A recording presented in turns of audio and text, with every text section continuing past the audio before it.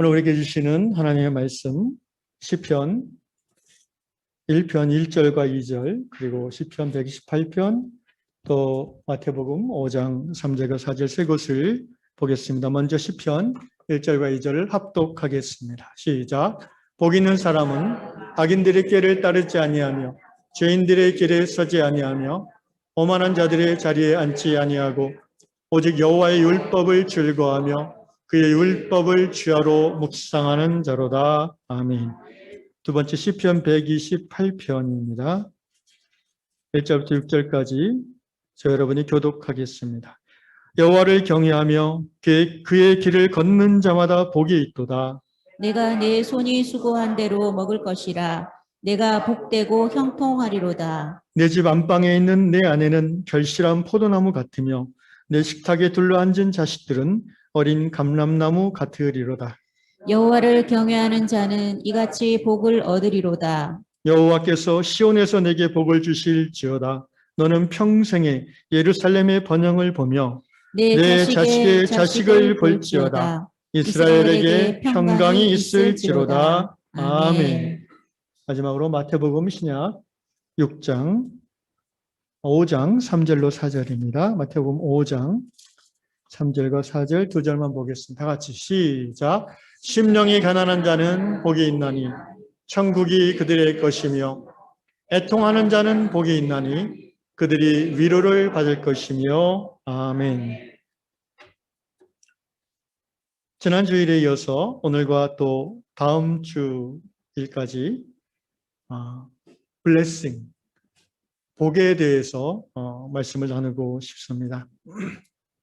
바라기는 이 말씀을 듣는 가운데 성령께서 역사하셔서 우리 모든 성도들이 성경이 말하는 참된 복이 무엇인지를 깨닫고 또 우리들의 남은 삶이 그 복을 누리는 행복한 삶이 되시기를 주의 이름으로 축원합니다. 먼저 복이라는 그 한자를 통해서 우리가 복의 의미를 일반적으로 좀 살펴보고 싶습니다. 우리나라 사람들이 정말 그 복을 좋아한다고 합니다. 그래서 복자라고 되어 있는 이 한자가 특별히 설날이나 이럴 때는 얼마나 많이 눈에 띄는지 모릅니다. 이 한자 복불자, 이 복자를 보면은 분석해 보면 옆에 왼쪽에 있는 그 부수가 이제 보일시 또는 하나님의 신의 뜻시라는 의미로 쓰이는 부수입니다. 그리고 위에 한일자가 있고요. 오른쪽 맨 위에 입구자가 있고 받전자가 있습니다. 이 말인즉슨 하나님의 뜻으로 한 사람의 입에 먹거리가 채워진다라는 의미입니다. 그러니까 하나님의 뜻을 하나님이 보여주셔서 하나님의 뜻에 의해서 한 사람의 입이 채워질 만한 밭을 경작하는 그것이 복이라는 거죠. 고대 이 한자가 만들어지는 시대에 지금부터 한 5, 6천 년 전이겠죠. 그 각골문을 보면은 그 시대는 정말 먹고 사는 것이 큰 문제였죠. 그래서 정말 자기 한 사람 식구가 태어나서 그 식구가 먹을 만한 식량이 있다면 그것은 복된 삶이었습니다. 그런데 이 복이라는 글자에서부터 우리가 볼 수 있듯이 이 복이라는 것 자체는 굉장히 인간 중심이라기보다는 신 중심의 의미를 갖고 있습니다. 그러니까 하나님이 그 입에 먹을 것을 채워주시는 것이 복이라는 거죠. 그러니까 복이라는 것은 내가 뭔가 노력해서 그 대가로 얻는다는 느낌보다는 그런 의미보다는 나는 이것밖에 안 했는데 이만큼 들어오는 생각해 보니까 그것이 하늘의 은총이었다. 이것이 바로 한자 복이라는 글자에서도 찾아볼 수 있습니다. 우리 동양의 고전 사서상경 유교에서 말하는 그 삼경 중에 서경이라는 책에 보면 서경은 일종의 정치학 교과서라고 얘기하는데 거기 홍범편에 이런 말이 있습니다. 인간이 행위하는 5가지 복은 이러이러한 것이다 라고 적어놨는데요. 수부, 강령, 유호도, 고종명이라 이렇게 얘기하고 있습니다. 5가지 인간이 누릴 수 있는, 그러니까 이 유교 경전에서 말하는 5가지 복은 이 지혜로운 학자가 인간 삶을 쭉 관찰해 보니까 이 5가지를 누리는 게 정말 복되다. 그리고 아까도 말씀드린 것처럼 그것은 신이 하늘이 그에게 허락하신 것이다. 이런 의미로 5가지 복을 얘기하는데 수부강령, 수라는 것은 이제 수명, 장수하는 것이고요. 첫째는. 두 번째는 부유한 것입니다. 세 번째는 강령, 살아있는 동안 건강한 것이죠. 그리고 네 번째는 유호덕, 유호덕이란 말은 덕을 베풀기를 기뻐한다는 것입니다. 5번째 고종명, 고종명이라는 것은 이제 모든 할 일을 다 마치고 마치고 명이 다 끝나서 돌아가는 것이다. 그래서 수부강령, 유호덕, 고종명 이것이 동양 사상에서 말하는 인간이 누리는 5복, 5가지 복이라는 것이죠. 여러분이 좀 뜻밖으로 들을 만한 것이 있습니다. 수부강령, 장수하고 부유하고 건강하고 이것은 당연히 다 우리가 복으로 생각하는데 참으로 아름답게도 이 서경이 말하는 4번째 복은 덕을 베푸는 것이 복이라는 것입니다. 그러니까 제가 생각해 보니까 살만큼 살고 건강하고 어느 정도 부유한 사람은 이제 너만 즐기지 말고 좀 이웃 사람을 베풀어라, 덕을 베풀어라. 그게 정말 복이다라는 거죠. 죽는 순간까지 꼭 붙잡고 움켜쥐고 인색하게 사는 것은 진정한 복된 삶이 될 수 없다는 것입니다. 그리고 마지막 죽는 순간에 고종명, 이제 다윗이 고백한 대로 다윗이 사무엘하 2장에서 솔로몬에게 유언할 때 그런 말을 했죠. 내가 이제 모든 사람이 가는 길로 간다. 이게 이제 고종명이라는 말이에요. 한자로 하면. 명을 끝내고 하늘의 명을 다 마치고 돌아간다는 거죠. 이렇게 사람이 지은 지혜로운 그런 책에서도 우리의 상식을 뛰어넘는 복의 개념들이 들어있는 것을 보고 저도 찾아보고 신선한 마음이 들었습니다. 흔히 이 한국교회를 비판하는 사람들이 기복신앙이라고 비판을 합니다. 근데 기복신앙은 이제 기복 자체는 비판할 만한 것이 아닙니다. 왜냐하면 복을 기원한다는 것 자체는 대단히 인간적인 것이고요. 대단히 신 앞에서 겸손한 모습입니다. 곰곰이 생각해 보십시오. 하나님께 복을 구하는 것이 왜 나쁜 것입니까? 오히려 하나님 외에 다른 어떤 것을 통해서 복을 구하는 것이 잘못된 것 아니겠습니까? 그러므로 기복 자체는 아름다운 것입니다. 오직 하나님만이 우리에게 복을 주시는 분인 줄로 믿습니다. 문제는 신앙이 기복에 머무르는 것이 문제라는 것이죠. 우리가 기복신앙을 비판한다면 그 지점은 기복 자체가 아니라 기복이 그 삶의 신앙의 중심에 있는 그 모습을 우리는 비판할 수 있습니다. 우리나라 특별히 한국교회가 이 복받기를 갈망하는 신앙으로 그 특징 지어진 데는 역사적인 이유들이 있습니다. 조선시대 그 대다수의 백성들이 먹고 살기 힘든 그런 시대를 거쳐서 또 아주 20세기 그 한일 강제 합병, 일제 강제 수탈 기계를 겪지 않았어요? 얼마나 그 피폐한 삶을 지냈습니까? 그런 가운데 십자가 복음이 들어왔고 교회 가면 하나님이 복을 주신다는 그런 믿음이 전파되었죠. 6.25의 처참함을 지나서 60년, 70년대까지도 대다수의 사람들이 가난했습니다. 제가 어린 시절 기억하기로 고기를 먹는 기억이 거의 없었습니다. 제사 때나 맛을 보지 소고기 같은 거는 제 기억에 평상시 지금처럼 고기 반찬을 먹었던 기억이 없습니다. 그만큼 어렵게 살았어요. 그런데 교회 가면은 하나님이 복을 주세요. 믿음으로 살면 복을 받아요. 그래서 70년대 한국교회는 폭발적으로 부흥하기 시작했습니다. 자연스러운 아름다운 모습이었습니다. 문제는 이제 80년, 90년대 들어서입니다. 하나님 축복하셔서 이 나라가 잘 먹고 잘 살게 됐는데 어느 정도 그 다음 단계 신앙의 성숙으로 교회가 나아가야 되는데 그렇지 못했다는 것입니다. 개인주의적인 신앙, 개교회주의적인 신앙, 자본의 논리에 영합해버린 교회의 모습. 바로 이런 모습이 기복신앙이라고 비판받게 될 수밖에 없는 것이죠. 오늘 말씀드린 서경의 오복을 얘기하면서 서경에서도 이런 말이 있습니다. 이 오복을 선량한 백성들이 다 향유할 수 있게 하는 것. 사실 이것이 정치 아니겠습니까? 정치라 함은 무릇 치리자들이 백성들이 복을 누리도록 행해하는 것이 정치의 근거 아니겠습니다.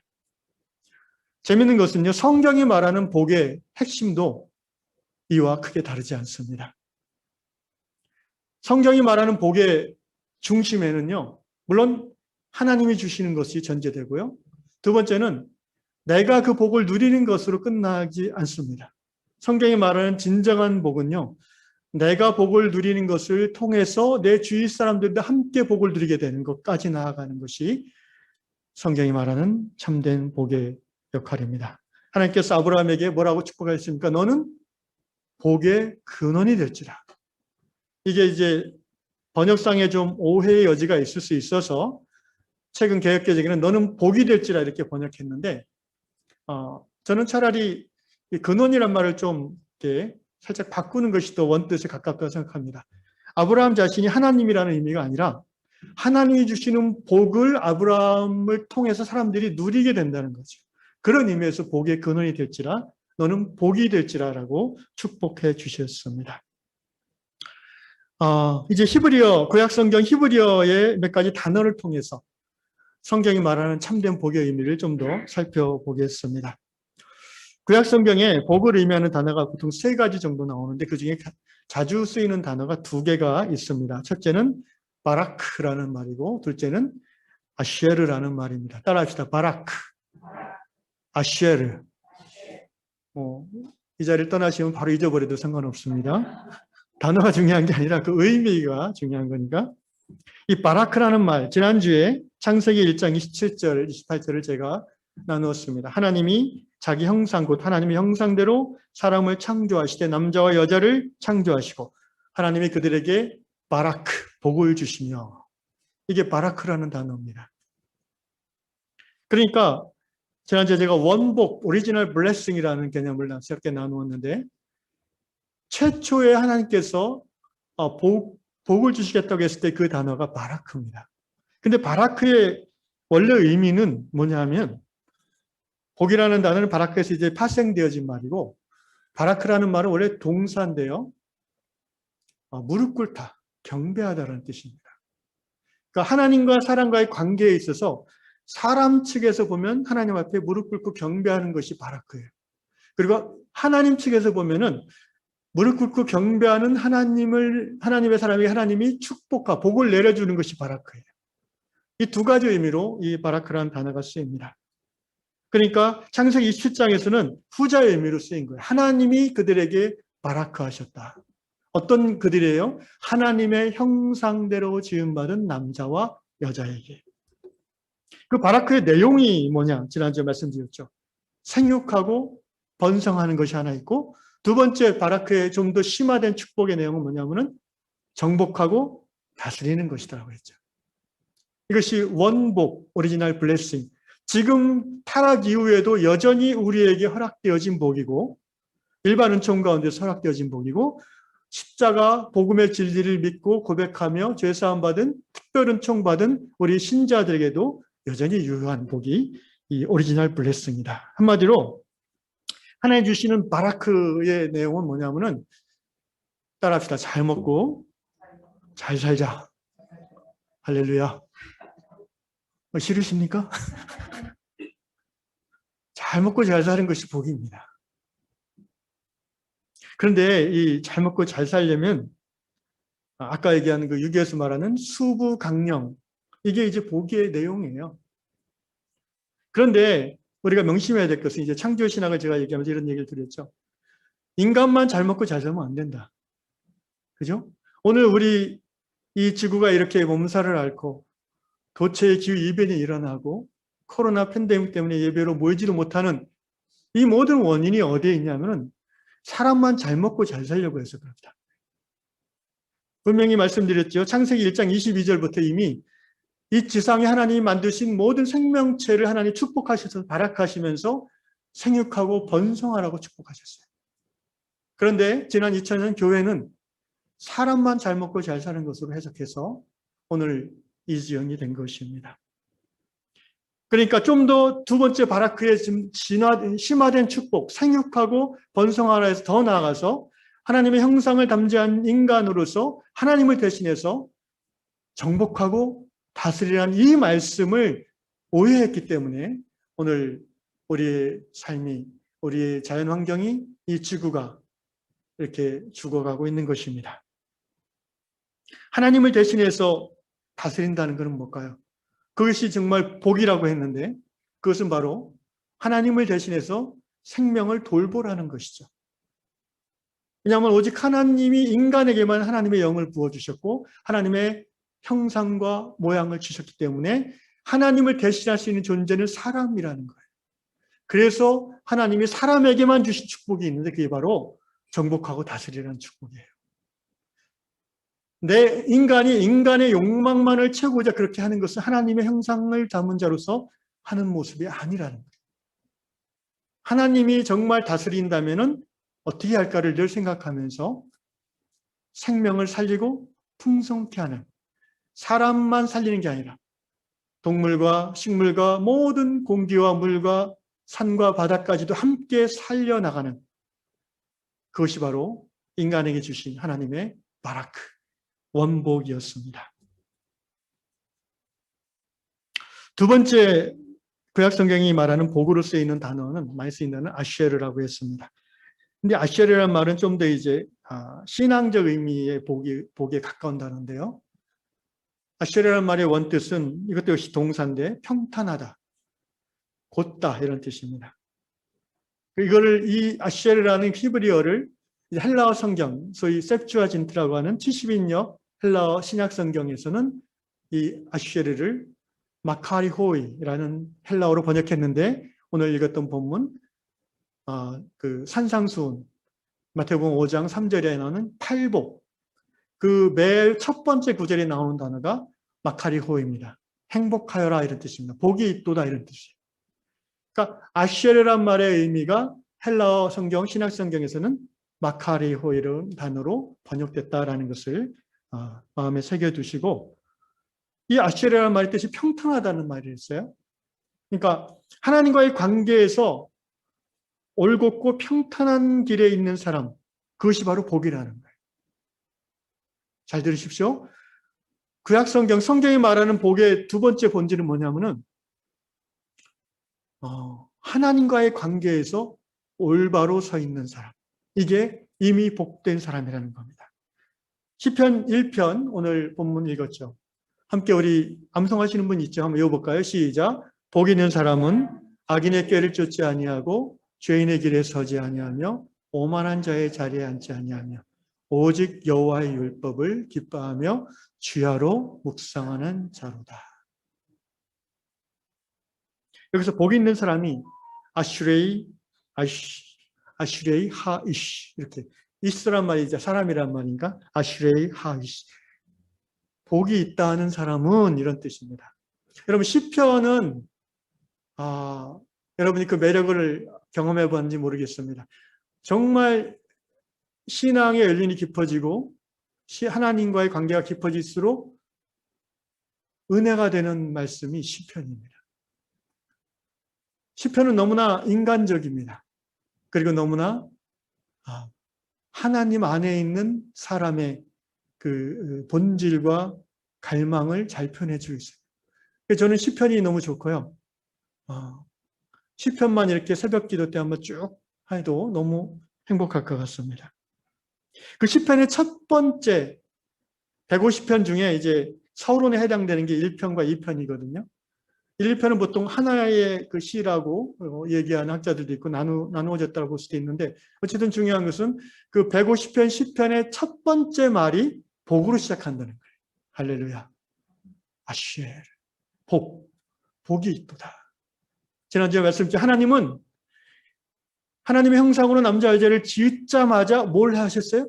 복을 주셨어요. 복 주시기를 기뻐하신 하나님. 우리 아버지 하나님이십니다. 그 시편에서 아쉐르 아시 이렇게 하면서 복이 있는 사람은 어떤 사람인가? 악인의 꾀를, 그러니까 부정과 긍정으로 표현했죠. 복이 있도다, 이 사람은 복이 있도다 하면서 세 가지 안 하고 한 가지 하는 사람이에요. 자, 뭘 안 합니까? 악인의 꾀를 쫓지 않는다. 여러분, 한자로 이 악이란 말이 이제 버금아자에다 마음심자잖아요. 이 버금이란 말도 있지만 최근에 이제 한문을 연구하는 학자들은 이 아자가 중국 사람들이 무덤을 형상할 때 이 아자를 표현한다고 합니다. 아자로. 그러니까 악인이라는 것은 어떤 의미를 해석할 수 있냐면은 무덤과 같은 사람이에요. 그러니까 자기 이웃을 무덤으로 끌고 가는 사람. 그게 악인이에요. 그 악인이 이 머리에서 나는 꾀는 다 사람을, 생명을 죽이는 거예요. 속이는 거예요. 사기꾼, 악인이죠. 내 재산, 그 사람의 재산을 사기쳐서 날려서 그 사람을 고민하고 죽게 만드는 거죠. 복 있는 사람은 악인의 그 꾀에 넘어가지 않는다. 할렐루야. 복 있는 사람이에요. 요즘 시대 사람들이 다 쉽게 은행 이자가 워낙 낮으니까 투자하면 20% 보장 이런 거에 얼마나 많이 넘어가는지 몰라요. 퇴직금 날리는 사람들 부직이 있습니다. 여러분, 복 있는 사람, 아시엘 하이스, 하나님과의 관계에 올바로 서 있는 사람은 그런 게 안 넘어져요. 아멘. 악인의 길을 쫓지 아니하고 죄인의 길에 서지 아니한다. 여러분, 죄자는 이렇게 넉사자에다가 안일비자가 죄자잖아요. 근데 원래 이 넉사자라는 표현은 고를 찾아가 보면 그물이란 뜻이에요. 그물. 그래서 비행을 하는 사람은 안일비자, 그러니까 법을 벗어나서 비행을 하는 사람은 그물에 갇힌다는 거예요. 그러니까 죄인은 어떤 사람이에요? 하나님을 등지고 죄에 갇혀 있는 사람, 악에 갇혀 있는 사람이 죄인이죠. 그 길에 서지 않게 돼요. 누구는? 복 있는 사람. 하나님과 올바른 관계 있는 사람은 죄를 짓다가도 얼른 돌아가게 돼 있어요. 아멘. 성령께서 우리를 하여금 깨닫게 해주시는 거죠. 마지막으로 오만한 자의 자리에 앉지 아니에요. 오만한 자 하면 어떤 게 생각이 나십니까? 높은 의자에 앉아서 다리 딱 꼬고 앉아서 턱을 딱 들고 내려다보는, 사람을 무시하는 그런 하찮게 보는, 갑질하는. 되게 텔레비전 보면 요새 재벌들 드라마 보면 다 이렇게 잘 사는 날이 많이 나오는 것 같아요. 그래야 또 사람들이 보나 봐요. 대리만족. 근데 거기 보면 이렇게 딱 이렇게 가구나 이런 것들이 얼마나 호화롭고 옷이니 뭐니.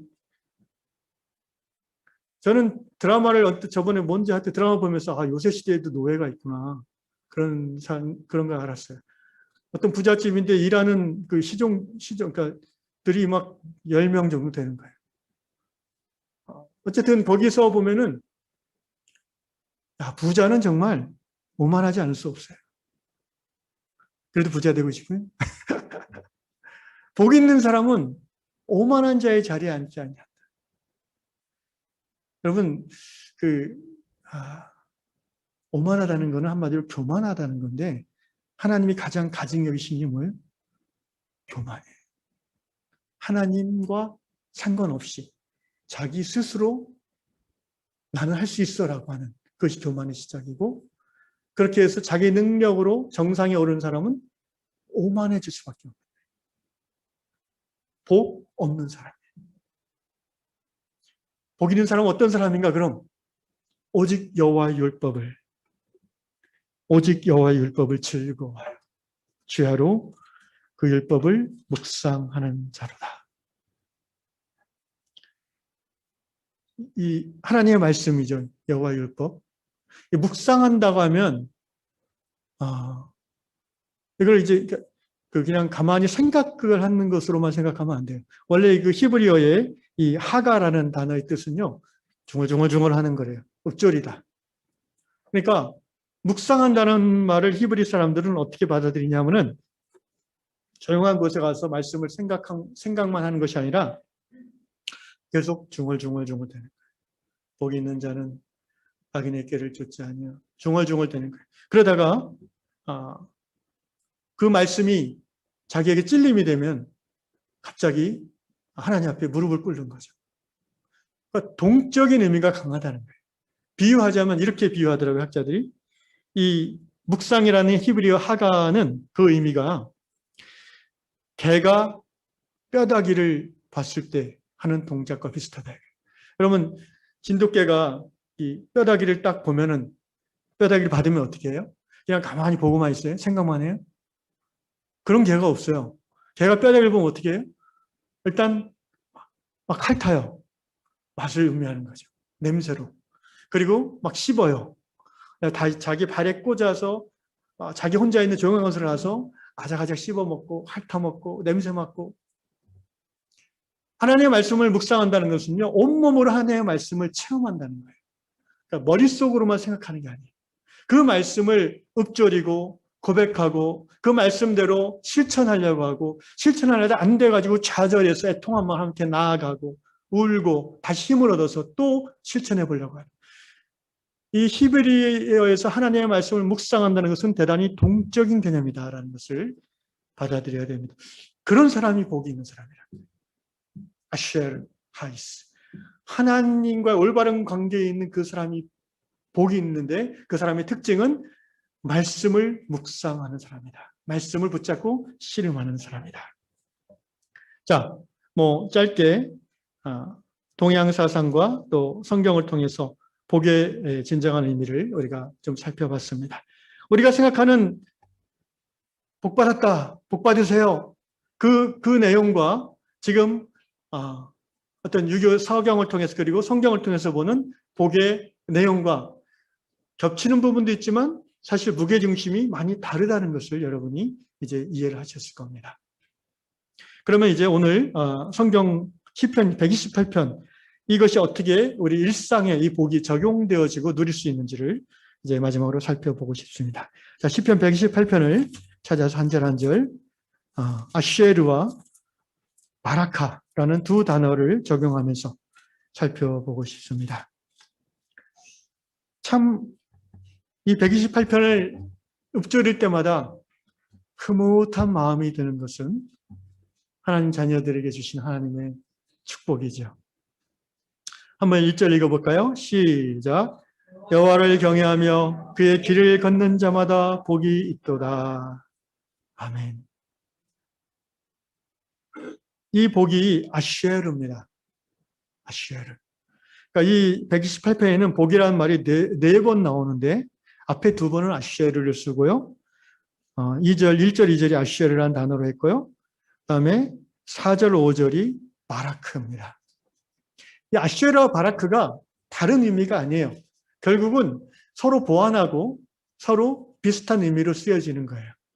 바라크는 좀 더 우리 실생활 속에서 우리가 하나님으로 말미암아 누릴 수 있는 것들을 의미한다면 아쉐르는 복을 받은 사람이 어떤 사람인가에 포인트를 두고 설명하는 거죠. 자, 이 128편도 시작은요, 아쉐르라는 단어로 시작해요. 복이 있도다.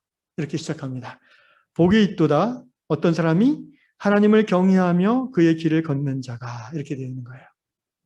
그러니까 이게 두 가지 내용이 아니라 하나님을 경외하는 것, 두 번째 하나님의 길을 걷는 것, 이것이 아니라 하나님을 경외하는 자, 곧 그의 길을 걷는 자라는 의미예요. 그러니까 하나님 경외하는 것은 말과 생각으로만이 아니라 실제 삶 속에서 하나님이 제시하시는 그 길, 이게 진리죠, 이게. 그래서 옛날 개혁성경에는 여호와를 경외하며 그 도에 행하는 자마다 이렇게 번역했어요. 저는 그 번역이 훨씬 더 직역에 가깝다고 생각해요. 여호와를 경외하며 그 도에, 길도자죠. 그 길에 행하는 자. 말씀의 진리를 실천하는 자죠. 하나님을 경외한다는 것은요, 책상 앞에 앉아서 성경만 읽고 공부만 하는 것을 말하는 게 아니에요. 거기서 얻은 지식과 깨달음을 바탕으로 삶 속에서 그 길을 실제 행하는 자가 복이 있는 거예요. 그러니까 믿는 것과 행하는 것이 분리되지 않는 것처럼 하나님 경외하는 것과 하나님의 도를 살아내는 것은 분리될 수 없는 것이라는 겁니다. 그럴 때에 그 사람이 복이 있다는 거예요. 구체적으로 그런 사람에게 어떤 복이 주어집니까? 첫째가 2절입니다. 시작. 내가 내 손이 수고한 대로 먹을 것이라. 내가 복되고 형통하리로다. 자, 하나님을 경외하며 그 도에 행하는 그 말씀의 진리를 살아내려고 몸부림치는 자에게 하나님이 주시는 첫 번째 실제적인 복의 내용이 뭐냐 하면은 노동의 축복입니다. 할렐루야. 제가 처음에 이걸 그냥 읽을 때는 좀 인색하시네 이런 생각이 들었어요. 그렇잖아요? 손이 내가 일한 만큼 벌어서 먹는 거 그게 복인가? 여러분 그게 복이에요? 복이죠. 근데 이게 주전 3,000년 전, 지금부터 3,000년 전에 쓰여진 말씀이에요. 그죠? 다윗 시대에 쓰여진 거니까. 성전에 올라가는 노래라는 부제가 붙었어요. 시편 120편부터 134편까지 15편, 150편 중에 딱 10분의 15개가 부제가 뭐냐면은 성전에 올라가는 노래예요. 성전에 올라가는 게 뭐예요? 예루살렘 성전의 제사드리러 가는 거예요. 주로 순례자들이 부르는 노래라는 거예요. 순례자들. 히브리인들의 명절, 유월절, 초막절 이럴 때에 그 근처에 사는 사람도 제사 드리러 오지만 저 멀리 이란이나 페르시아 이쪽에 사는 소위 그 디아스포라 흩어진 유대인들이 흩어진 씨앗들이 이제 한 달, 두 달 걸려서 예루살렘 성전에 와서 성전이 이게 해발 700m잖아요. 예루살렘이 언덕이잖아요. 이제 저 그 앞에 성전이 보여요. 그 순례자의 마음이 얼마나 감격스럽겠어요. 그렇지 않겠어요? 여러 달을 하나님 앞에 제사드리러 걸어왔어요.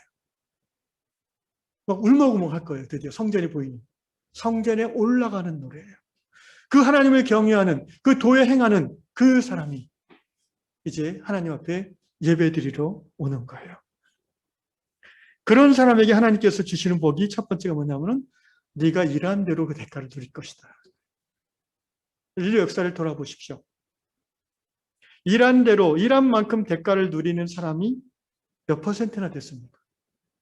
고대 전제군주 시대에 대다수의 백성들은 노예였습니다. 노예가 일한 만큼 대가를 누릴 수 있습니까? 그런 시대에 내가 밭을 갈아서 수확한 것을 내가 다 누릴 수 있다는 것은 하나님의 아시아 복입니다. 또 좋은 지주를 만나서 소작농이 대부분이었잖아요. 근데 정말 하나님을 경외하는 지주를 만나서 약속한 3알만 소작류를 가져가고 7알을 다 주는 지주를 만나면 얼마나 행복해요. 하나님을 경외하는 자에게 그런 복을 주신다. 아까도 말씀드렸듯이 일제시대 우리 농촌에서 열심히 농사를 지었는데 나쁜 일본 사람들이 어떻게 다 수탈해 가잖아요. 심지어 일본 밀정 역할을 하는 나쁜 사람이 또 있죠. 악인이죠. 아까 말한. 그래서 어느 집 가면은 그 광을 파보면 거기 쌀이 있으면 다 이렇게 막 일러바치잖아요. 그럼 그걸 다 또 순사가 와서 자식도 뺏어가죠. 강제징용으로 정신대로 너무 잔악했어요. 36년은. 그죠? 그런 상황 속에서 하나님을 경외하며 하나님 말씀대로 살려고 몸부림치는 자에게 하나님이 주시는 첫 번째 복이 뭐예요? 네가 일한 만큼 그 결과로 내가 누리게 하겠다. 할렐루야. 오늘도 마찬가지입니다. 여러분. 오늘 우리 사회라고 우리가 100% 일한 만큼 누립니까? 그렇지 않은 소위 비정규직이라고 하는 그런 직종이 언제부터 생겨가지고 동일 노동을 하는데 임금이 달라요. 이것은 하나님이 원하시는 사회의 모습이 아니라고 생각합니다.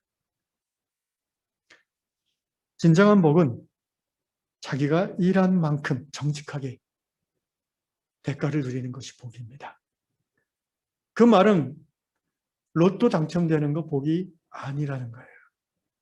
여러분 잘 생각해야 됩니다. 내가 수고하지 않았는데 뭐가 막 들어오는 거 그거 성경이 말하는 복이 아니에요. 조심해야 돼요. 미국의 통계지만 로또 당첨된 100명 중에 90몇 명은요. 가정이 파탄 났어요. 그렇지 않겠어요? 어느 정도 중산층 또는 그 정도로 이제 규모 있게 살다가 갑자기 100억, 200억이 들어와 봐요. 그 남편이 그 부인하고 안 산다는 거예요. 술과 노름과 쾌락에 다 탕진한다. 가정 깨지고 자식들 상처 주고 인생이 저주받는 인생이 되고, 분에 넘치는 복은요, 복이 아니라 저주가 될 수 있습니다. 첫 번째, 하나님을 경외한 자에게 주시는 복이 노동의 대가를 누릴 수 있는 복이다. 두 번째, 3절 읽겠습니다. 시작. 내 집 안방에 있는 내 아내는 결실한 포도나무 같으며 내 식탁에 둘러앉은 자식들은 어린 감람나무 같으리로다. 이게 오늘 이제 페미니즘에 익숙한 젊은 분들이 읽으면 기분이 나쁠 거예요. 이 말을. 왜 안방에는 여자만 있어야 되냐? 이렇게 되는 거죠. 근데 이제 저희 세대만 해도 이 말이 그렇게 크게 거슬리지는 않고, 그 시대 3000년 전에 그 이스라엘의 문화와 가치관이 반영된 것으로 이해하면 됩니다. 뭐 남자가 안방에 있든 여자가 안방에 있든 어쨌든 가정이 화목하고 자녀들이 건강하고, 또 그 저희 어머니가 지금도 저희 삼형제 다 이제 환갑이 가깝고 넘은 그런 삼형제가 모여서 어머니 집에 모이면은 어머니가 막 밥을 차려주는 걸 너무 기뻐하세요. 그죠, 원장님? 정말 옛날 그런 말이 있지. 제일 보기 좋은 게 뭐냐? 농사 짓는 사람이 제일 보기 좋은 거, 자기 논에 물 대는 거. 그게 그렇게 보기 좋대요. 또 자기 새끼 입에 밥 들어가는 거. 그게 그렇게 보기 좋다는 거예요. 한마디로 단란한 가정. 이것이 하나님 주시는 복이라는 거예요. 아멘. 결실한 포도나무란 건 이제 옛날 자식을 잘 낳고 건강하게 잘 낳는, 많이 낳는 그런 부인을 의미하는 거고요. 또 감람나무 같다는 것은요, 이 감람나무라는 것은 이제 올리브 나무예요. 올리브 트리. 요새도 올리브 그 기름 우리가 필수품이잖아요. 이 유대 지역에 가장 흔하고 가장 또 쓰임새가 좋은 나무 중에 하나가 이 감람나무죠. 그러니까 아이들이 뭐 세상에서 큰 영웅이나 뭐 위대한 인물이 되는 것은 생각하지 않고 그냥 한 사람 한 사람이 다 쓸모 있고 하나님 나라에 쓰임 받는 사람이 되면 좋겠다라는 그런 소망이 담겨 있는 간절함. 하나님이 그렇게 해주시겠다는 거예요. 할렐루야. 여러분 가정에 이 복이 임하시기를 주의 이름으로 축원합니다. 4절 읽겠습니다. 시작. 여호와를 경외한 자는 이같이 복을 얻으리로다. 예, 다시 한번 반복하면서 얘기하고 이제 복의 내용이 좀 확장 심화되는 것을 우리가 찾아볼 수 있습니다. 지금까지는 개인과 가정에 주시는 복이었어요. 하나님을 경외하고, 이 경외라는 말이 그냥 막연히 두려워한다는 말이 아니죠. 두려워하면서도 공경하는 거예요. 이 아래라는 말의 의미는 그래요. 그래서 제가 한번 더 말씀드렸는데, 경외라는 것은 하나님을 무서워하죠, 누구나. 두려워하죠. 그런데 하나님을 너무 공경하는 마음이 또 있는 거예요. 그래서 두려워하면서 이렇게 늘 눈이 하나님을 따라가는 거예요. 왜 옛날에 우리 요새 학교에서 그런 모습이 있을지 모르겠는데 아마 있겠죠. 옛날 이제 저희 때만 해도 정말 존경하는 선생님을 보면 학생들이 그런 눈빛이에요. 선생님이 무섭잖아요. 무서우니까 이렇게 함부로는 못하고 말을 늘 선생님의 시선을 이렇게 몸을 따라가요. 이렇게 선생님 뭐 하시나. 그러다 선생님이 야, 준배야, 이리 와. 그러면 네 하고 이제 가서 너 이거 좀 사올래? 하고 돈 주시면은 얼마나 기쁜지 몰라요. 심부름 하는 게 뭐가 그렇게 기쁘다고. 내가 공경하는 그분이 나를 알아주셨다는 거죠. 그게 이제 야레, 공경이란 말이에요. 그런 사람들에게 하나님이 노동의 대가를 누릴 수 있고 가정의 형통함을 주시는 거고요. 두 번째, 이제 그 다음에 좀 더 심화된 아슈에르의 축복이 있는데 뭐냐면은 5절입니다. 시작. 여호와께서 시온에서 내게 복을 주실지어다. 너는 평생에 예루살렘의 번영을 보면 6절 내 자식의 자식을 볼지어다. 이스라엘에게 평강이. 이게 이제 민수기 6장에 나오는 그 대제사장의 축도문과 더불어서 구약시대 제사장들이 이 5절, 6절을 축도문으로 썼습니다. 백성들을 축복하는 내용으로 썼죠. 오늘 이제 제가 축도를 이 부분을 내용을 가지고 변형해서 있다가 할 건데, 여기서 시온에서 내게 여호와를 경외하며 그 말씀을 붙잡고 어떻게든 살아내려고 몸부림치는 너에게 하나님 주시는 좀 더 심화되고 확장된 복이 있는데 이게 뭐냐면은 시온에서 내게 복을 주시잖아. 여러분 시온이 뭡니까? 예루살렘의 또 다른 이름을 보통 우리가 시온으로 알고 있죠. 시온이란 말은 이제 원래는 산 이름이에요. 그죠? 예루살렘은 해발 700m 정도 되는 4개의 산으로 둘러싸인 그 산속 도시입니다. 예루살렘은. 그 중에 남서쪽에 있는 산이 이름이 시온산이에요. 해발 765m라고 합니다. 그러니까 예루살렘 자체가 해발 700m니까 뭐 예루살렘에서 보면 그냥 뒷동산이죠. 마운트 자이온, 시온산이라고 하죠. 히브리어 발음은 치온이라고 하는데 다윗 왕을 비롯한 역대 이스라엘 왕들의 무덤이 시온산에 있습니다. 그리고 처음에는 산 이름이었지만 나중에는 예루살렘 자체를 상징하는 이름 시온이 되었습니다. 그리고 더 확장돼서 나중에는 이스라엘 전체를 상징하는 말로 시온이라는 표현을 씁니다. 시오니즘이라는 말 들어보셨죠? 예, 시오니즘, 유대주의. 오늘날 신약시대의 교회와 하나님 나라 통치가 이루어지는 그런 하나님의 통치가 이루어지는 하나님 나라를 표현하는 말로 시온이라는 말을 또 씁니다. 그래서 여러분 우리 찬송가에 시온성과 같은 뭐죠? 교회. 그래서 신약시대의 시온이라는 말은 교회를 상징하는 말로 쓰일 수 있습니다. 하나님이 다스리시는 그런 신앙 공동체죠.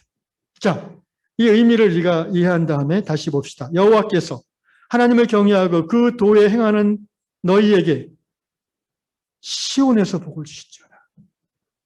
시온에서 복을 주실지어다. 이거는 제사장이 그렇게 축복하는 거예요. 무슨 말이냐면은 하나님을 경외함으로 그 길을 걷는 사람은 이미 복을 받은 사람인데 아슈에르 그 사람으로 인해 그가 속한 신앙 공동체에도 점점 그 사람 같은 복 받는 사람이 많아질 거라는 거예요. 아까 말씀드렸죠. 진정한 복은 나 혼자 복을 누리는 것이 아니라 어떻게 해요? 나를 통해서 내 이웃이 그 복을 같이 누리게 된다고 그랬죠. 이게 진정한 복된 삶이라고 성경이 말한다고 했습니다. 시온에서 복을 주신다는 말은 그런 의미입니다. 곧 교회 안에 있으면 복을 받는다는 거예요. 그냥 주술적인 의미가 아니라 교회 안에 하나님의 도에 거하고 하나님을 경외하는 그런 사람들이 있잖아요. 교회의 본질이 뭡니까? 신학적으로 성령 안에서의 코이노니아, 성도의 사귐이 교회의 본질이죠. 여러분 깊이 사귀면은 닮아가죠. 아멘? 깊이 사귀면 닮아가요. 하나님의 복을 누리는 하나님을 경외하는 성도와 깊은 사귐 가운데 있으면 어떻게 돼요? 성령께서 닮아가게 역사해 주세요. 그 거룩한 교회의 문화와 전통과 그 거룩한 교회의 그 교통 가운데에서 사람들이 점점점 복을 누리게 되는 겁니다. 이것이 바로 오늘 시편 128편이 제시하는 심화된 복입니다. 공동체의 복이죠. 여기까지 가야 진정한 복된 삶이라고 할 수 있습니다. 나 혼자 잘 먹고 잘 사는 거, 우리 가정만 안전한 거, 여러분 그것은 진정한 복에 미치지 못하는 거예요. 나로 인하여 내 이웃이 복을 받는 거. 할렐루야. 나로 인하여 내 주변 사람이 생명을 누리고 풍성해지는 것. 이것이야말로 복의 근원되는 축복의 삶인 줄로 믿습니다. 너는 평생에 예루살렘의 번영을 보겠다라고 축복합니다. 예루살렘은 우리가 오늘 우리 시대로 말하면 우리가 사는 나라를 말해요. 여러분 이런 복받은 개인 또 그런 개인들이 모여서 복받은 공동체, 신앙 공동체를 이루고 그런 신앙 공동체 정말 그 자기중심적인 기복적 신앙 공동체가 아니라 그 지역사회와 그 나라와 그 민족 가운데 복을 흘려보내고 복을 끼쳐내는 거룩한 문화와 또 거룩한 하나님을 드러내는 그런 교회가 많아지면은요, 그 사회가 복을 받는 거예요. 그 민족이 복을 받는 거예요. 아멘? 그 나라가 복을 받는 겁니다. 예루살렘이 번영할 겁니다. 이것이 성경이 우리에게 말하는 진정한 복의 의미입니다. 오늘 한국교회가 이런 복을 받았습니다.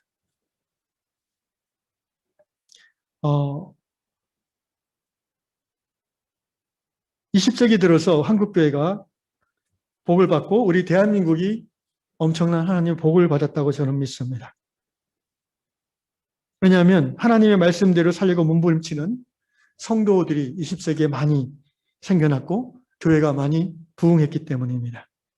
그런 복받은 거룩한 신자들, 하나님을 경외하고 하나님의 말씀대로 살려고 어떻게든 애쓰는 그 신자들이 일상 속에서, 학교에서, 공장에서, 회사에서, 장사하면서, 또 농사 지으면서, 고기 잡으면서 한강의 기적을 이뤄낸 거지요. 하나님을 경외하는 그 거룩한 백성들이 회사에서 부정부패에 가담하겠습니까? 게으르겠습니까?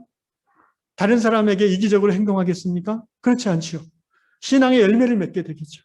다른 누구보다도 정직하고 부지런하고 열심으로 또 이웃을 돌보면서 공동체 의식을 가지고 기업을 발전시키고 연구하고 일하고 그러면서 이 나라가 정말 세계 역사상 유례가 없는 단기간에 한강의 기적을 이룬 그런 나라가 되었습니다.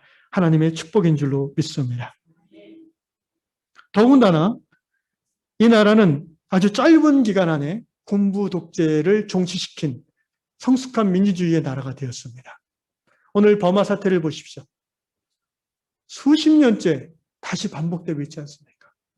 우리나라는 그렇게 길지 않았습니다. 이제 지난 세기 20세기 하나님 주신 그 복이 파도가 돼서 21세기까지 이제 밀려왔어요.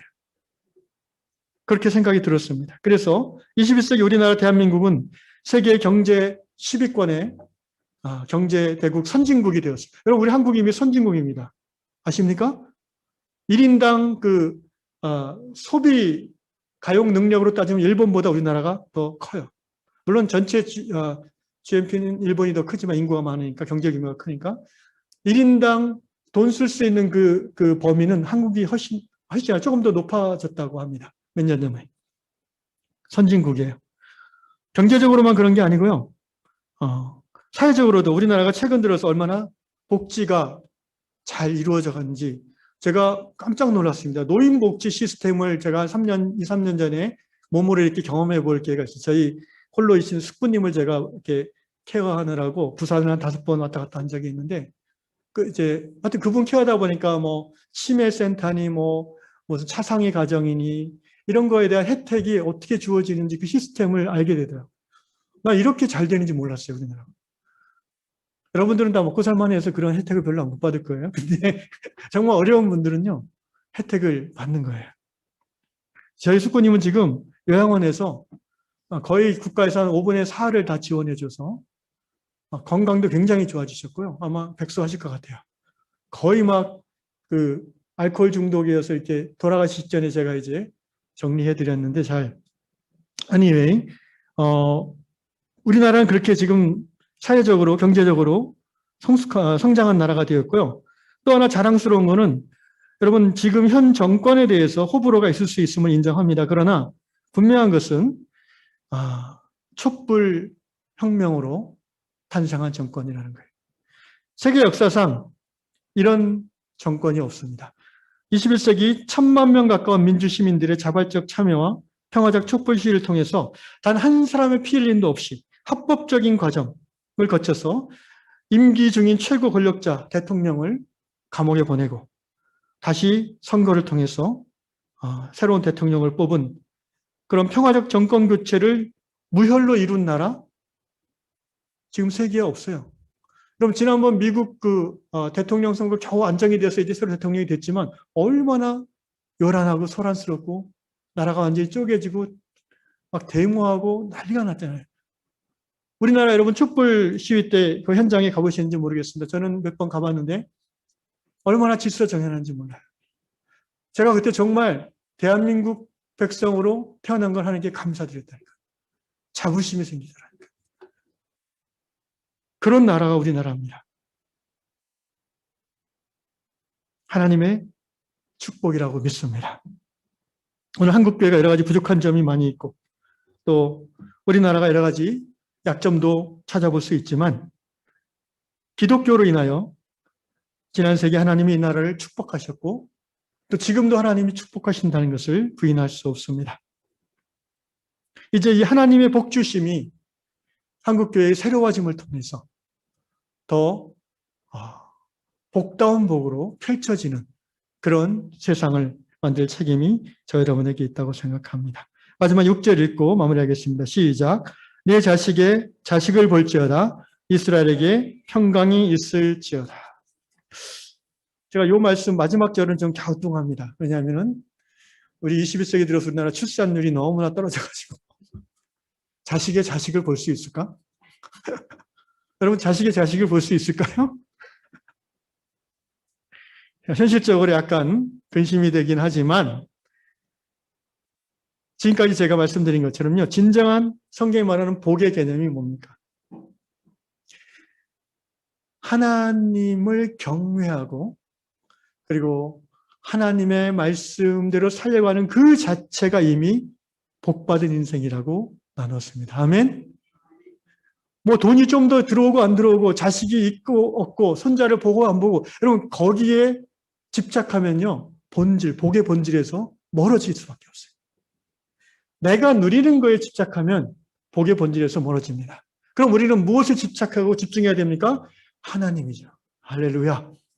나는 하나님을 경외하고 있는가? 나는 하나님의 말씀에 집중하고 있는가? 거기에 집중할 때에 모든 것이 내 안에서 감사함으로 고백되어질 수 있습니다. 그리고 진정 복을 누리는 행복한 자의 모습은 그래서 결론적으로 어떻게 되는지 아십니까? 기쁨과 감사와 충만함입니다. 사랑하는 유양 성도 여러분, 성경이 말하는 참복은 하나님을 경외하고 그 도, 그 진리의 말씀에 거하는 것 자체가 진정한 복입니다. 그 결과로서 주어지는 복의 실질적 내용들에 우리가 집중하면 안 됩니다. 그러면 복의 본질에서 멀어질 수 있습니다. 주야로 하나님의 말씀 묵상하며 실천하며 또 하나님을 경외함으로 나를 통해서 내 이웃이 살아나고 나를 통해서 교회가 복을 받고 내 주변이 복을 받는 복의 근원이 되는 삶. 이것이야말로 행복자의 삶인 줄로 믿습니다.